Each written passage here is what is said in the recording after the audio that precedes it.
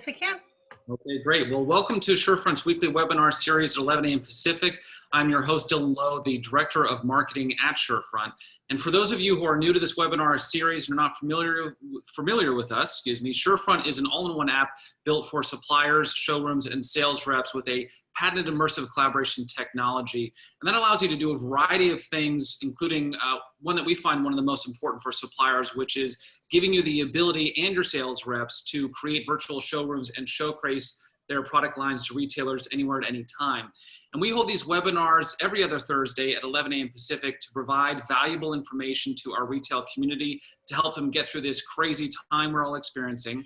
So today we're discussing commercial lease assistance and rent relief, which I know is applicable to many suppliers and sellers attending this webinar from our various market centers around the country, including Minneapolis, Atlanta, Dallas, Las Vegas, and Los Angeles.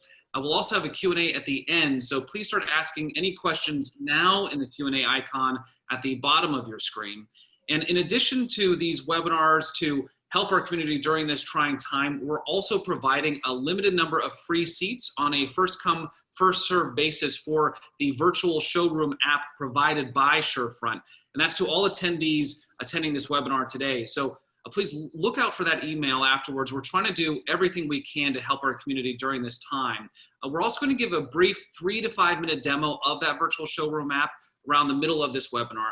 And our panelists today are Doug Heckman, Surefront's very talented Director of Product, and Carrie Armstrong, who has over 25 years of experience in helping companies with commercial leases. She's also an advisor with the Small Business Development Center, which is sponsored, as you may or may not know, by the SBA, or the Small Business Administration, which is paid for by your tax dollars.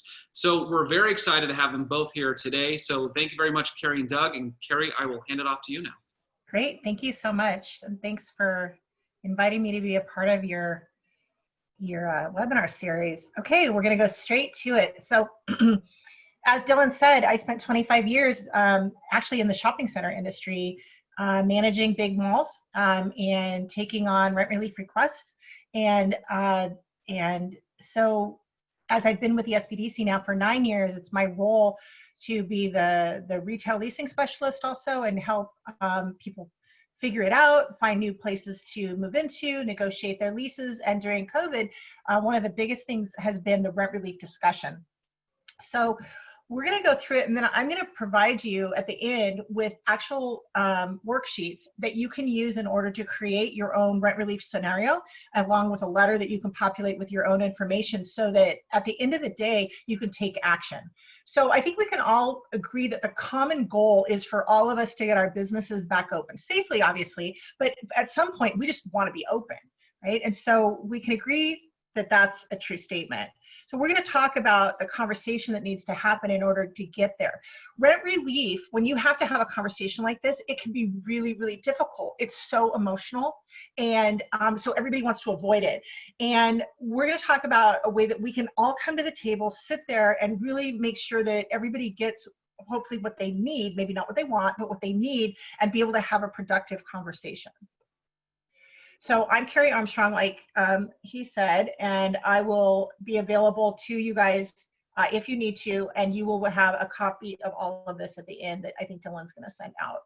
So we don't need to talk about that. You already know. So let's talk about the terms of what rent relief really, really means. So when we talk about the word rent relief, it means any kind of help or assistance, right? So any way that they can help, that the landlord and you can come to the table and get you some assistance, that would be rent relief. Abatement is when they forgive a portion of your rent, either all of it or a portion. So abating rent means to get rid of it and you don't ever have to pay it back. Deferment would be that the rent is not required to be paid now, right? Not right this second, but you do need to pay it back at some point over a period of time. Percent rent in lieu of all charges would be the percentage of revenue that you bring in. So if you guys have showrooms, it's not necessarily that you're a retail sales, right? But you do have revenue coming in, orders coming in. So it would be a percent of your gross revenue coming in that you pay to your landlord in lieu of any other charges. And that's important because then you can maintain your cost of occupancy. We're going to talk about that because it's really important to do that so your margins can be maintained and you have any hope of having any kind side of profit to put back into your business. Now, you could do a percent rent in lieu of some charges and then have some of it either deferred, or in some cases you may be paying base rent and some triple nets or some additional rents, and maybe you pay those, but you get your percent rent coming up against your base rent. So there's a lot of ways to skin the cat, so to speak, and these are the most typical, and we can always think outside the box and get to a different solution if that needs to happen for you. So let's talk about the things that we need to remember when we talk about the landlord themselves, right? We need to remember that the landlord is actually a business owner too. There's a fallacy that they're just, money bags sitting around, kind of like that Donald Duck, cartoon, and they don't have anything to lose, but it's not true, right? They are a business owner. Your landlord's revenue stream is actually your rent. Just like you have people that buy from you, you have your customers, you are actually the customer of the landlord. The landlord is not your bank. Got to remember that. And the landlord's not the first stop for help. And a lot of times when I was in the shopping center business, as soon as anything went a little wonky in the world, everybody wanted to come to me for the solution. And I wasn't the first stop. They needed to figure out where they were at first, figure out what they could do, and then bring the solution to me, not just the problem. And then you have to remember that there's almost no landlord on the planet that's just going to go ahead and say, oh, by the way, don't worry about it, don't pay me, and it's all good, right? So they want to wait and see what's going to happen so that they're not giving up more than they need to either. And during a crisis like this, just because they're the landlord, that does not mean that they know anything more than you do. They're getting the information real time, just like you. So they're not necessarily going to be the subject matter expert on all things COVID, right? So you need to do your research and make sure that you are providing information for yourself. And most importantly, your landlord wants to lease that space. Whether it's you or somebody else, they've got to keep it occupied because that is their livelihood, right? Now let's talk about you, the tenant, right? Rent is usually one of your largest business expenses. And sometimes the landlord forgets that. So making sure that you're helping educate your landlord as to what your business model really looks like is super important. They have the genius of being a landlord, but they don't know your business model. So without your space, there may not be a business, right? So keeping in your space, it could be very, very important to you. And so often with small business owners, your livelihood is at stake. You're probably the only source of income maybe for your family, or it's your only personal source of income. And, a tenant, we were seeing all kinds of rent relief requests coming from landlords saying, I want to see your bank accounts and I want to see all of the things and I want you to drain down your savings. And, no tenant wants to deplete.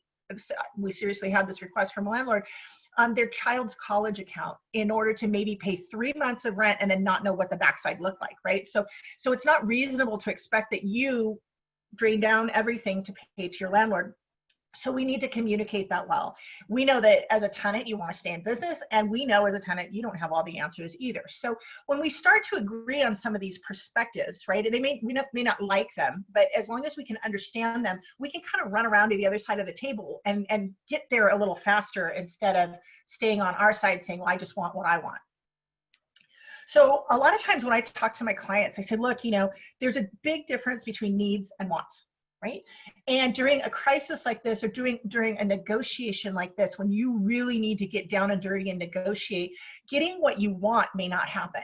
Getting what you need is the goal, right? Because wants are over here, they're extra, they're fluffy, but we need to really focus on needs. So right now, landlords want to collect the full rent and you want to pay your full rent, but it probably may not be feasible right now. The landlord wants you to figure out all the solutions and bring it to them, and you want the landlord to do it for you, right? Both of you don't want conflict, right? That's a big thing. Just easy going, let's get this done. And then nobody wants to have to call their landlord or their lender or anybody above them and say, look, I just can't do this, help me. So, and the landlord doesn't want to do it any more than you guys want to go tell your families, look, I think our business is going under. And so, of course, as human beings, we all want to get what we want, right? What we really need, so if you remember that the landlord really needs to maintain occupancy, that's how they value their properties, right? So they need that. That's important for you to remember because you need to maintain your occupancy cost that allows you for survival. That right there is where you start the negotiation process because they don't want, right? What they need is to minimize that rental downtime. They don't want to have to prepare your space for somebody else and be down without rent for 6 months. And you want your landlord to, or you need them to have a solution for you. So the landlord has to figure out whether or not you belong there or they're going to just take your space back. But let's assume that they want you there. So we need to get to that point. And sometimes we have to very clearly and sometimes very strongly say, look, how much downtime do you really want? Do you want me to pay partial rent right now, or maybe even no rent for 1 or 2 months? And then, or do you want to get no rent for 12 months? Well, you have to figure out how to lease this out during these uncommon times, right? We all need to minimize conflict because right now all of our stress and anxiety level is way over our heads. And so we need to make sure that we can breathe. And the thing is that we all need to really have transparency in this negotiation. So the tenant does not need for the landlord to overreach into all of their emotional business and their bank accounts and their child savings accounts and all this. That's a ridiculous, in my opinion, and I'm just me. But the other thing is that we need to be transparent with the landlord as well. They need that from you because they don't know what's going on in your world. The landlord needs to negotiate terms on their property, that will buy them time also. That's what they need to do. They may have a lender that's being ridiculously difficult as well. So we don't know what's going on over there. We know that you need to keep your business open. And we know that these basic things are what everybody needs.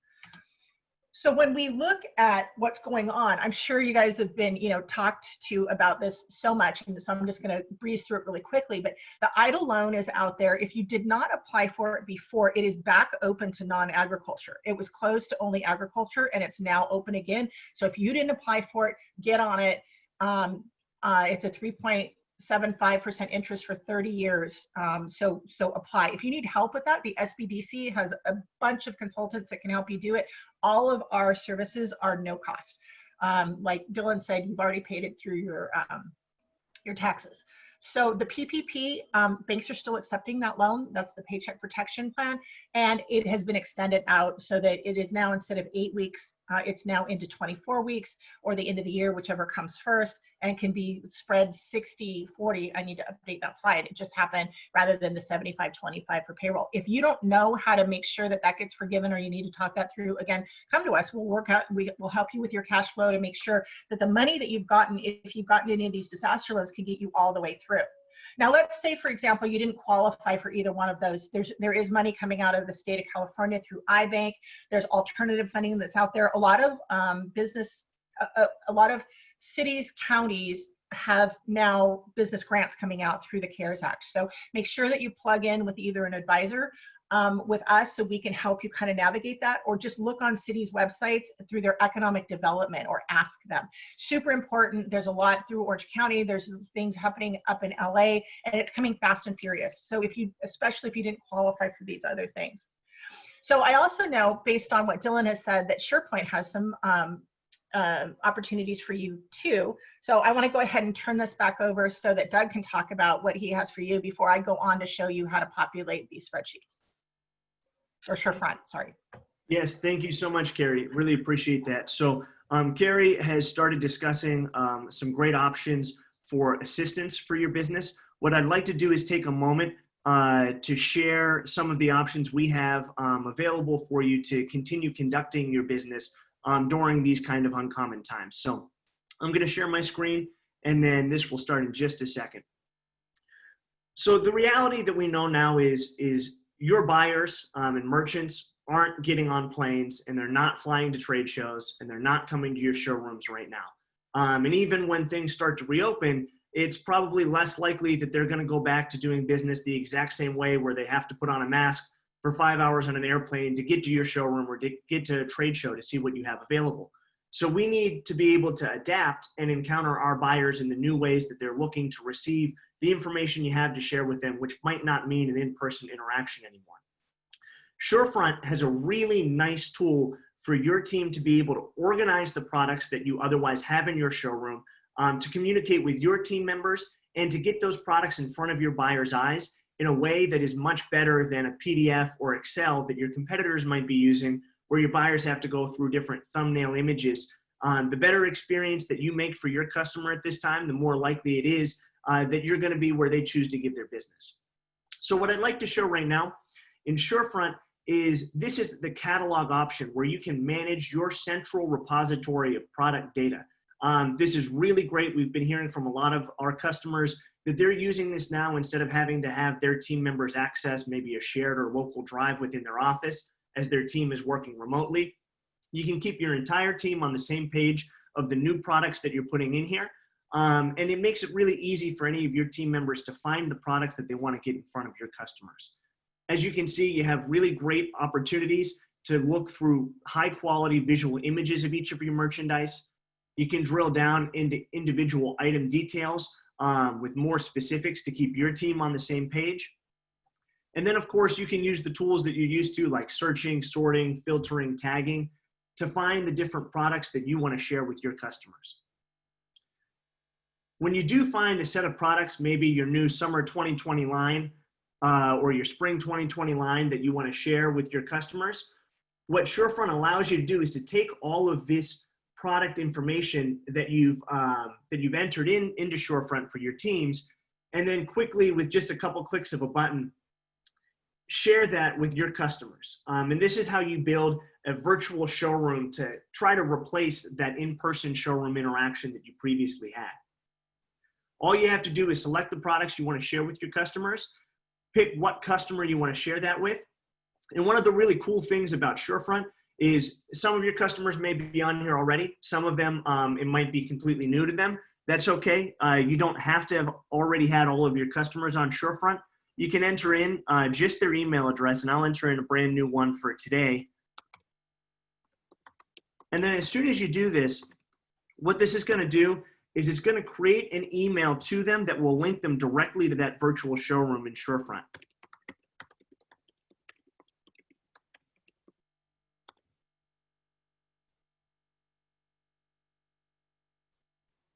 So let me take just a quick second and show you what your customer is going to be able to see.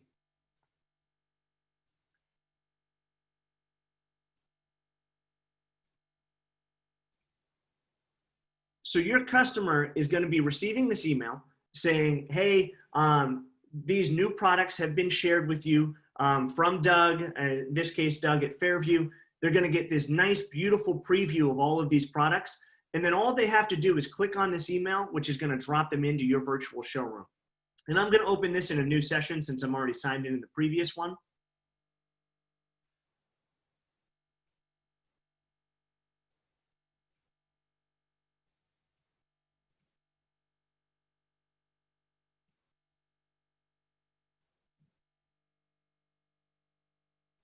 Give me a second here for this to load. Make sure I'm not signed in still.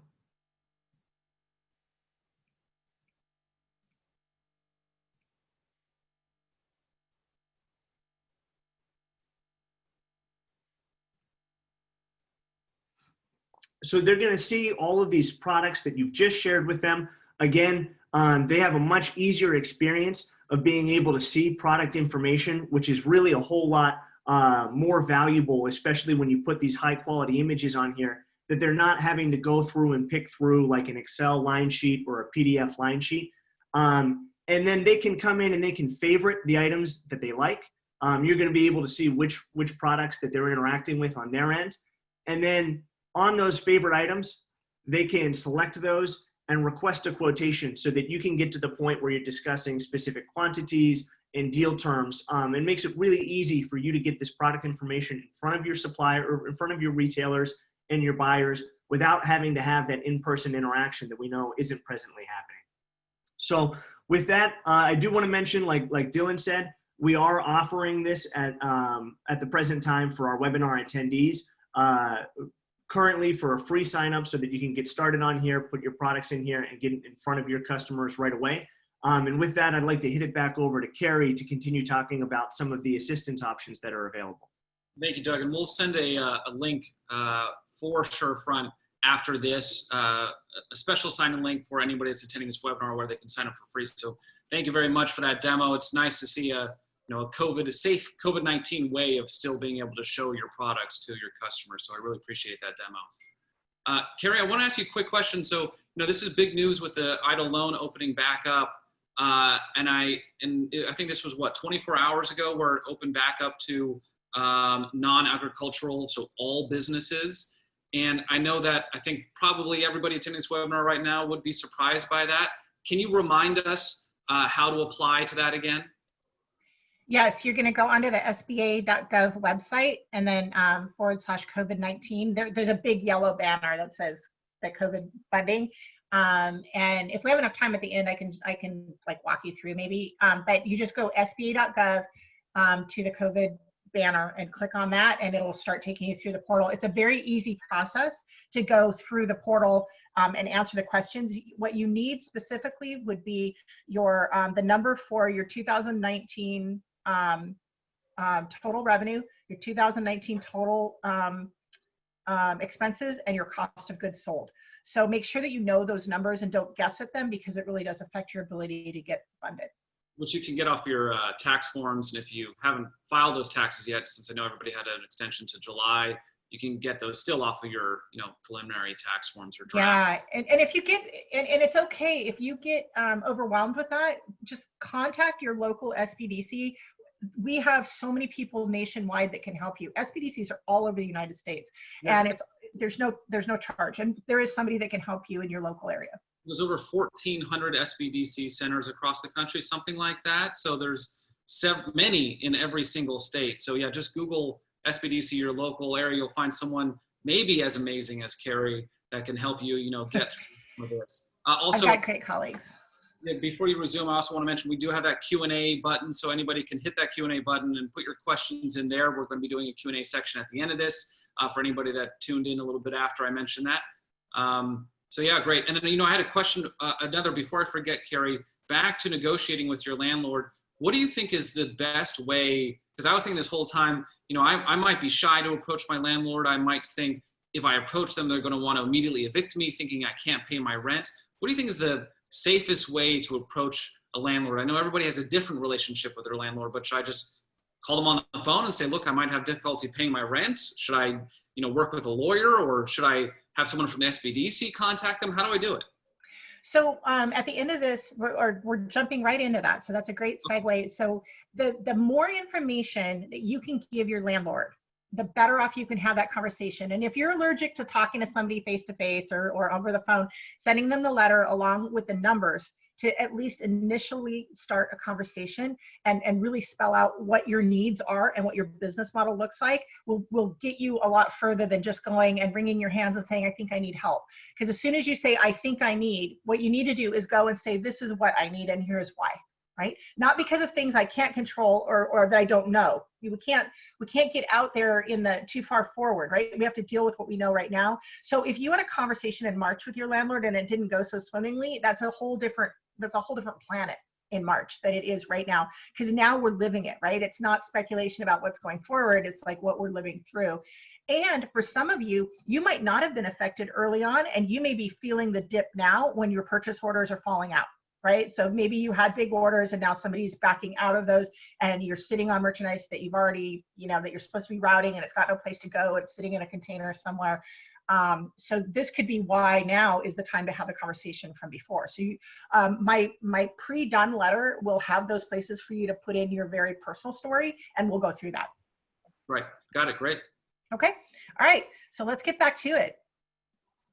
So and I'm not going to spend a lot of time on this slide, but the biggest takeaway from this is being open and direct about what you need and spelling it out. Many times people will say, well, I don't want the landlord to know that I got the eidl because I don't want them thinking I'm going to just pay them. And I said, yeah, but if you've got the eidl and you got it when it was capped at $150,000 and your rent is $10,000 a month, and your burn rate is $7,000 a month out of just for your regular business, it would be unreasonable for the landlord to think you're going to use all of that only for rent, right? That would only get you 15 months worth of rent or 10 months worth of rent, and that's not what it's for. So that's where we come in as consultants, where we can help you cash flow your future business to understand how you would spend down that money. But with that said, you also need to make your landlord whole on the backside when you can. I've had some people, I've got a guy, he got $500,000 on his eidl. It was before they got capped. And he's like, well, I don't want to pay my landlord. And I said, well, hold on a minute. You've got enough money there to get you through 55 months of expenses, Why would you not pay your landlord? That's not okay. You're a bad human if you don't do that, right? If you do that and just kind of stick your landlord. So if you can pay and you're making money, then do it. But being direct and open, and you know, the biggest other takeaway is talk to people that can actually do something for you. Talking to your neighbor about your rent issues isn't going to help you, right? And talking to the wrong type of attorney isn't going to help you. You need to go back to your accountant, make sure you know your numbers, talk with your consultant, talk with the attorney if you need to once it gets to that point, and speak to your landlord. If they're dodging you and playing ostrich with you, then that's a different story, and you're going to need to put them in default for being unresponsive. But that's a whole nother thing. So let's keep moving here, because what we're going to do now, the last thing is to remember things are changing fluidly, right? Every 15 seconds, it's a new bit of information. You need to act quickly. There are some people that are like, well, I just kind of wanted to wait and see if something was going to change. And it's like, well, the only thing that's going to change is that you're still going to not be in your showroom and you're still going to be owing rent. And so that didn't change. So you need to get in front of this. This is not the time to be meek. This is the time to be professional and upfront about what you need and want, and just act on it. And stay focused on actually what you can control. We don't know if we're going to have another shutdown. We don't know any of that. And I always tell people, like, my crystal ball looks more like a snow globe, right? I don't know. It's fuzzy. I can't tell. But so let's not hyper focus on that. So let's calculate this together, okay? Let's take a look at this handy dandy, super easy, I say super easy, calculator. Now it's Barney style down here, right? I've given you step-by-step understanding of how you're going to calculate it down here. So step 1, step 2, step 3, you just go through it. And you can probably take this to one of your consultants at an SBDC, and they can probably help you with it. Or if they look at it and say, oh, doggy, I don't even know what she's talking about, your SBDC consultant can contact me for a little tutorial also. So especially for those of you that aren't in California, because I can't always take on hundreds of new clients, but I am here to help if at all possible. So I'm going to walk you through this really quick. We're sharing this calculator afterwards too, so I just want to remind people of yes. that. Yes, so super quick. Let's say that your last year's sales, just for sake of this, were 30,000 a month. Now you're going to put your actual ones in here, right? So you're going to just drag that out, and we're going to take 2019 and we're going to replicate them twice over, because we want to put this calculator clear out to the end of 2021. It's really important that we do that. Let's say over here that your rent, all in, all of your base rent and your triple nets and everything that you're paying the landlord, not your overhead, but to your landlord, is 3,200. I'm just making this up. I have no idea if it resonates with anybody, but I'm just going to show you the math. So let's pull that off. If you have a rent escalation, don't forget to calculate that in there. At some point when it goes up, just drop that new number in there the best you can. All right.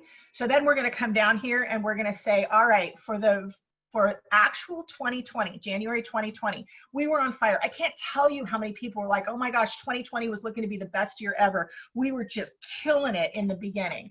And so let's pretend that that's the case. We did 35 there. We did 37 there.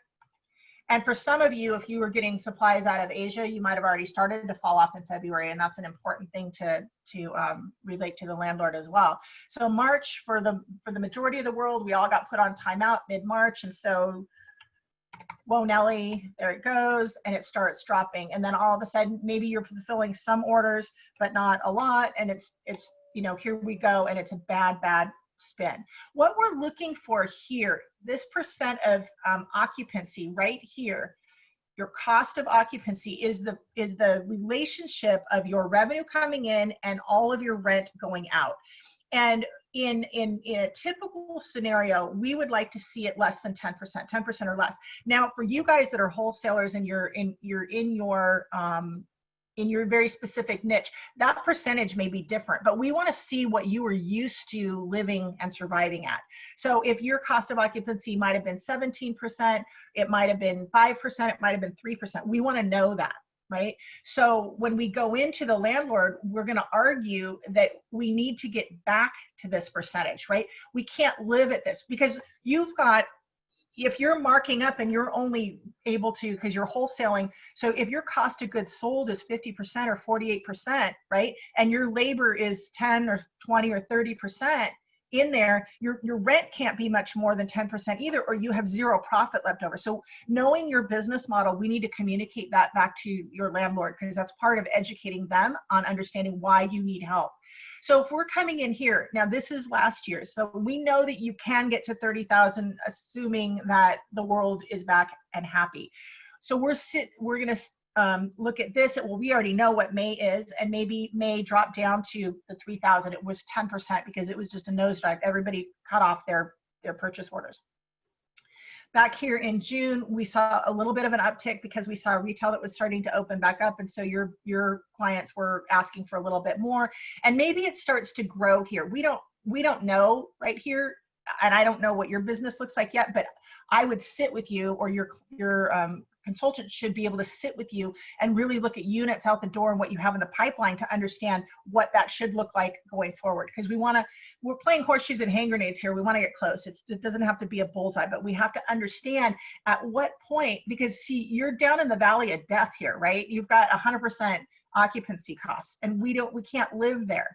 So if we're looking here and we see this is where the crash and burn really was, this is where we would ask for deferrals, right? So we would say, okay, let's go ahead and defer this,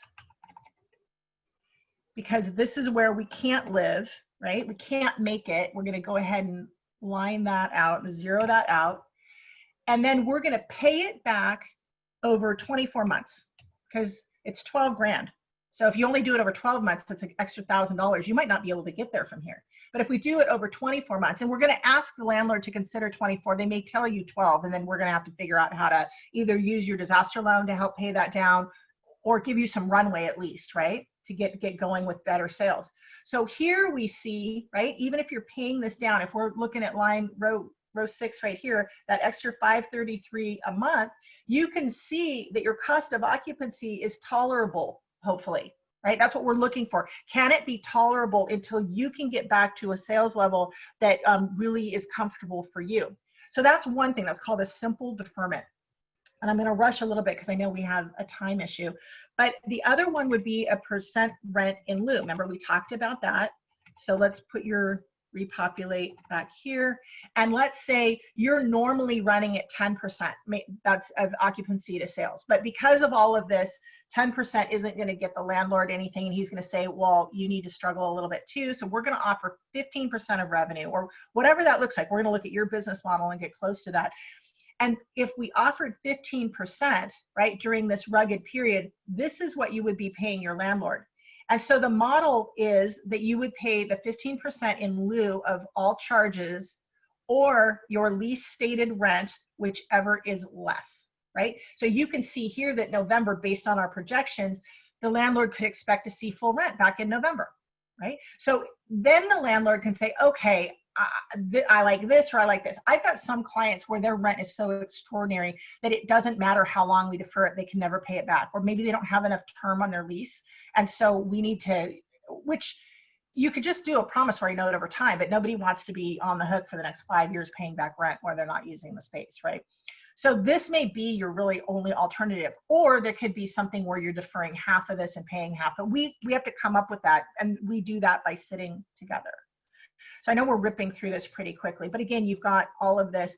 And then, so this is what I was talking about. If we're looking at your cost of goods sold, you're looking at your labor and your occupancy, dump that in there to see where you're at and whether or not you have anything left for insurance, for marketing, to get your business back off the ground. And then the last thing I'll share with you is this rent relief sample. Right. Oh, I've got it up. Hold on. Pull it over. I love dual screens. I don't know about you guys. So this rent relief sample is everything that's in yellow. You're going to go ahead and put your information in here. And this is back to your point, Dylan, is how do we address this? So, you know, you state your case, you put what kind of business you are here, you state how badly you are down, right? And continue to decline, or whatever that true statement is. Here, you talk about everything you've tried to do, right? All the things you've tried to do in order to kind of stop the bleeding, right the boat, do whatever you need to do. Or in the case where now you're starting to see a dip that you didn't experience, just be honest about that. Early on, we didn't have a dip. We're forecasting a big dip. We're already starting to see it. This is where you put in what kind of funding that you've already been approved for and have gotten, right? And then here, this is a big deal. We need to acknowledge that the lease requires us to pay rent, right? We just need to do that because it stops the fight about, well, you owe me rent. And it's like, yeah, we got that. But what we don't want to do is pay it when it's irresponsible and going to take us out, right? What we want to do is pay it as we can with some reasonableness behind it. This is where your recovery plan goes. Look, we're using everything that we possibly can in order to market our business, to get back out there. We're using Surefront in order to, put ourselves out there digitally so that people can still, even though they can't come in. We're doing X, Y, and Z, and this is how we think it's coming. And here are the industry trends that we're hearing. That's what you would do here. Now, if in this part, all you're doing is giving up, then the landlord is probably going to say, you know what, don't think I'm going to help you because I don't see you helping yourself. So you really need to talk about how you're going to help yourself. If they've already sent you a proposal in the past, you can thank them for that and then say, look, it's not enough. Maybe we need to keep extending it or do something else. You can send your 2 scenarios or 1 scenario and you tighten this down, this language down here. We can help you tighten that down. And then you send this off, right? The other thing that happens is it's not always the best idea to lump in all of your past grievances with the landlord in a rent relief conversation. That should be a default letter to the landlord saying, hey, dude, you're not playing by the rules of the lease over here, but that does not negate your fact that you have to pay rent. So as long as you have rent that's not paid, you're technically in default, and we don't want to leave you in that position. We want an amendment that gets you out of that default position quickly. So you want it in an amendment. As soon as you have an amendment giving you the ability to do whatever it is you need to do, you're no longer in default, and now you have leverage back on your side of the table to get other things that you need and want. So I'm going to stop there. I know we did like a marathon sprint through that, and then go to questions. That's great. Thank you so much. I really appreciate that, Carrie. That's very helpful. I know that one of our marks that is tuning in actually just had like a very long battle with their landlord. I think that lasted for years with all the showrooms. So now they have to go back and ask for rent forgiveness, which I know is incredibly uncomfortable. But this letter and that calculator, I think, will help a lot. We are going to start the Q&A session now. So, if you have any questions, some have already been coming in, please ask it in that little Q&A icon at the bottom of your screen. Carrie, can you tell us how this has gone in some anecdotal examples where they've sent the letter along with do they send the calculator, the whole thing? Okay, so they'll show the results of the Excel sheet and then send it to the landlord. And send it as an Excel, not a PDF, so that the landlord can go in there. We want to do the heavy lifting for the landlord, because there's some landlords out there that you might think would be sophisticated that really don't know how to figure it out for you. And you need to let them know what your margins really are. It's super important that they understand that, because when I was managing shopping centers, I believed people could survive at 15, 17% cost of occupancy, because that's what I learned and that's what people told me. And some of my clients can't, some of my tenants couldn't, especially small businesses, right? You don't have multiple locations to offset that or multiple other revenue streams. So yeah, you definitely need to get that going. So anecdotally, to answer your question, I had a huge win yesterday with one of my clients where they sent this off and the landlord said, look, we had no idea, right? We had no idea. Thank you for educating us. And we think a path to keep you is, let's reduce your rent by 50%. We will forgive. So go back to April, pay April through December at 50%. We will forgive that other 50%. And then in December, we'll look at the scenario and see what we're going to do going forward. That was a savings of $18,000 for him.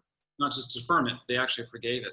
They forgave it because we spelled it out, right? We showed that there was no way he could take that extra. His total rent was about $4,000. And so they reduced it to $2,000. And because otherwise that extra $2,000 coming back over the top would have put him into 30% occupancy costs. And he's a yoga studio, right? So The other thing too is making sure that you're really, if you've got a distancing issue, a social distancing issue, you have to spell that out and show pictorially what that does to the ability for people to come in, right? There are people that are getting nowhere with their landlord. There was one that they sent it to their landlord, and the landlord called me and said, "Who are you?" And I said, "Here, let me walk you through it. I'm happy to help you understand what's going on and why." And that landlord actually became a client. So sometimes it's just a function of getting, if you had a conversation in March, it's moot. It's changed so much. Go back to the table. Try not to take it personally. And keep going. As a group, you know, most of the people in this webinar are going to be together with many different showrooms, several hundred in some cases. How about negotiating together?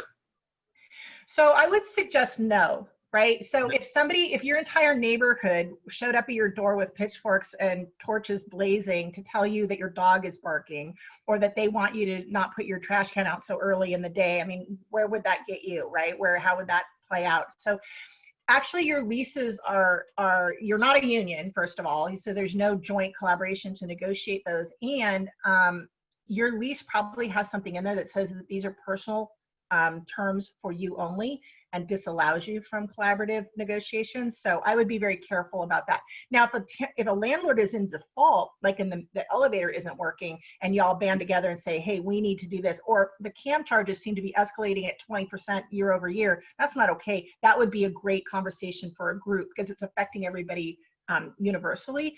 But your lease terms, I would not go in. You might get worse deal than if you went in on your own. Be careful about that. Yeah. Back to the eidl loan. Would you mind quickly just showing us again how to apply for that? Sure. Let me pull up. Since, as a reminder, if anybody missed it, it's now open to everybody again. So it's not just agricultural. So I know a lot of people didn't get that loan on the initial application. We had that problem with a lot of that loan money going to much larger businesses. So that is now opened up, and I think they're stressing to give that money to small businesses. So SBA.gov, disaster loan. We're going to go here.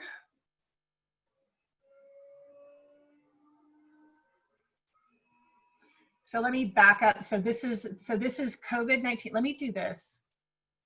I am going to copy that, and I'm going to put it in the. Should I put it in the Q&A or the chat? That would be. And just make sure it says to all attendees. But I think it says panelists and attendees. That's the one you want to press. Got it. All panelists and attendees. There you go. And there's the link. So this is, you just start in, and you gotta click through every single one of these before it'll let you continue. So, so there's your link, and have at it.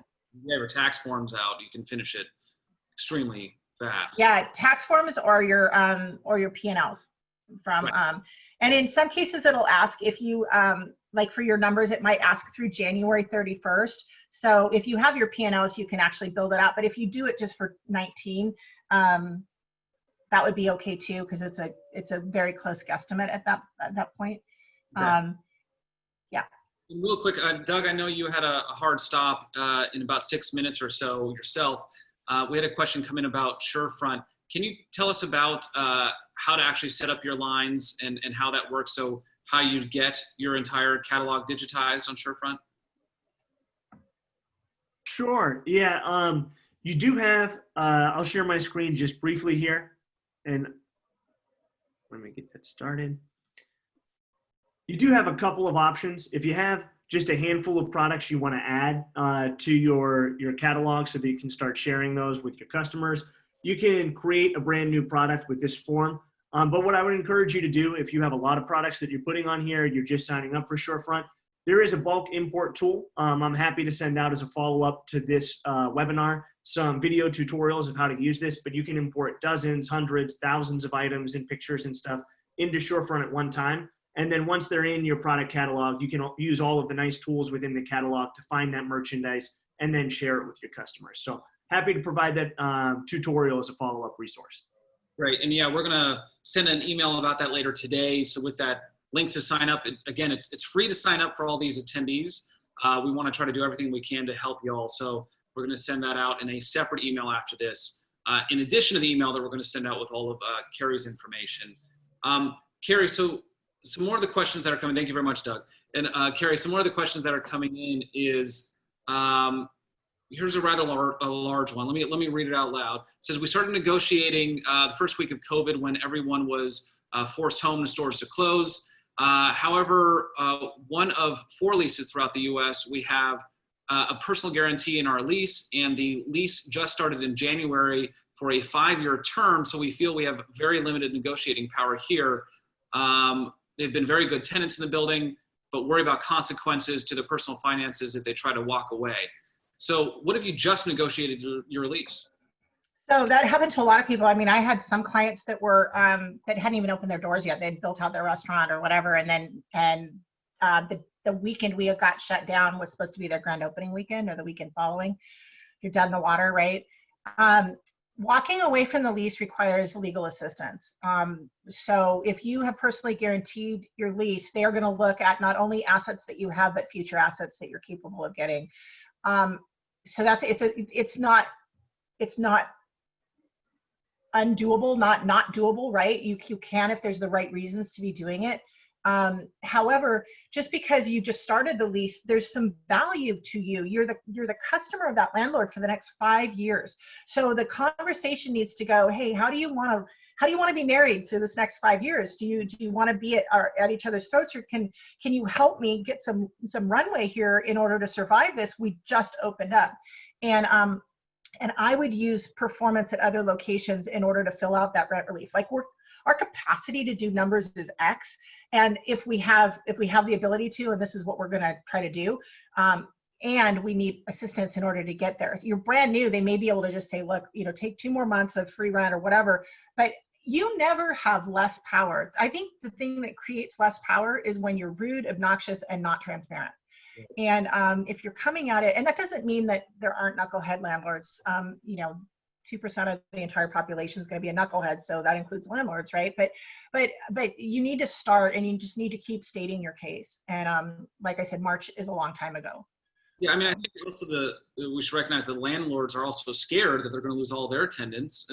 They may have a group they answer to as well, or board of directors if they're a large organization. Yep. Who knows? So their tenant occupancy rates are what allow them to keep their jobs in yep. most cases. So, and if you're getting weird responses from people, it's fear-based. If you can understand that it's not personal, it's fear, and it doesn't mean that you have to accept it, but say, okay, they're really afraid. That's why they're not answering. That's not why they're not saying yes to me.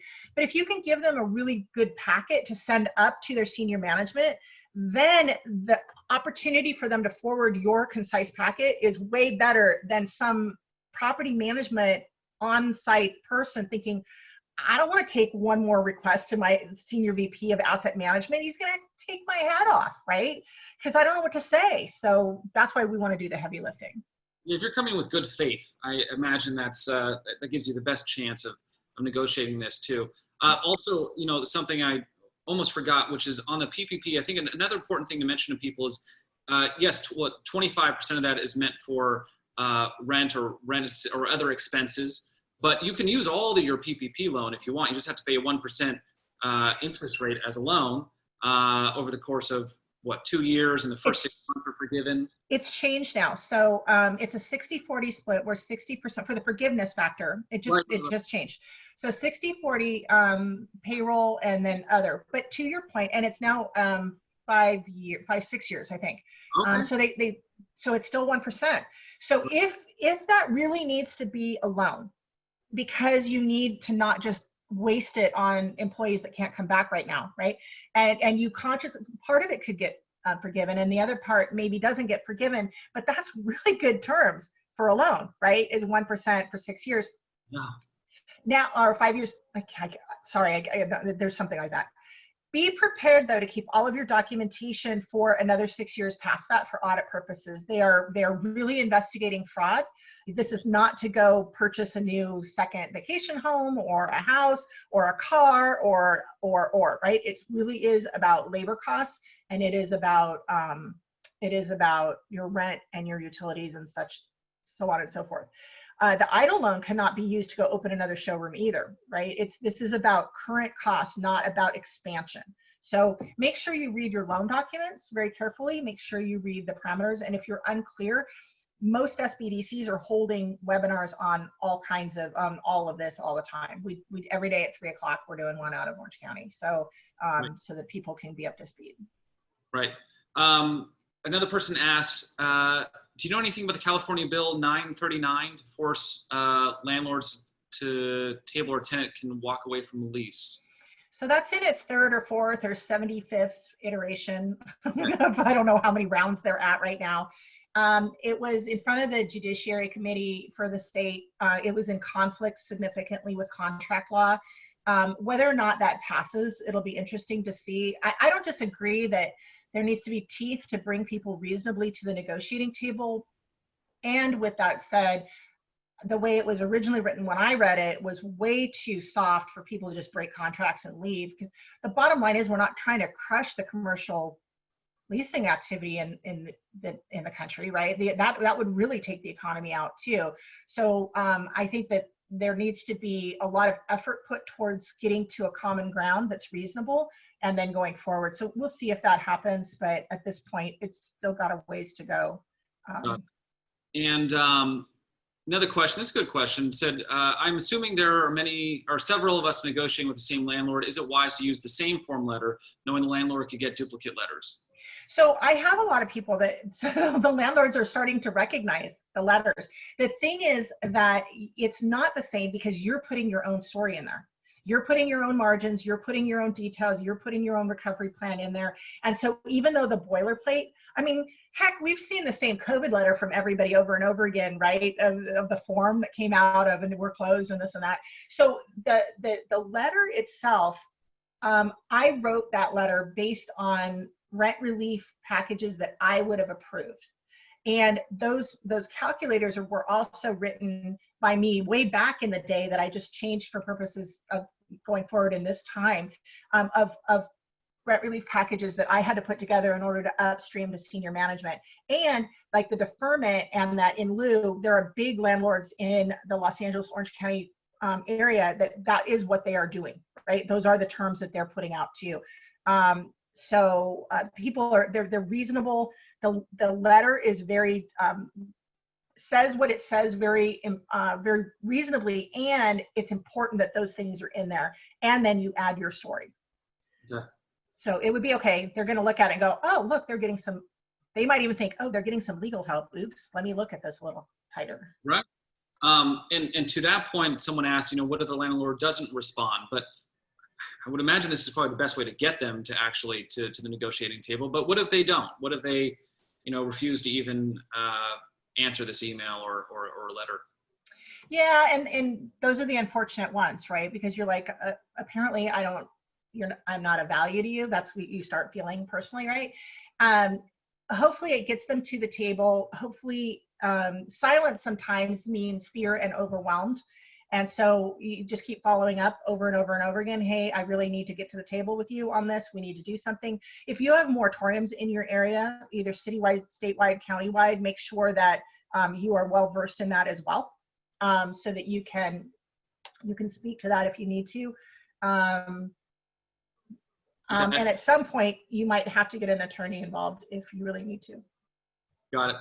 Another question says, it appears most commercial lease companies, such as the market centers for wholesalers, have lease structured to prevent use of force majeure, and this includes locations inside closed buildings. So is force majeure not applicable to having building closed for 6+ weeks? We haven't been able to get anywhere with force majeure currently because the fight is that the virus is the issue, not the closure by the government, and that's the fight that's happening.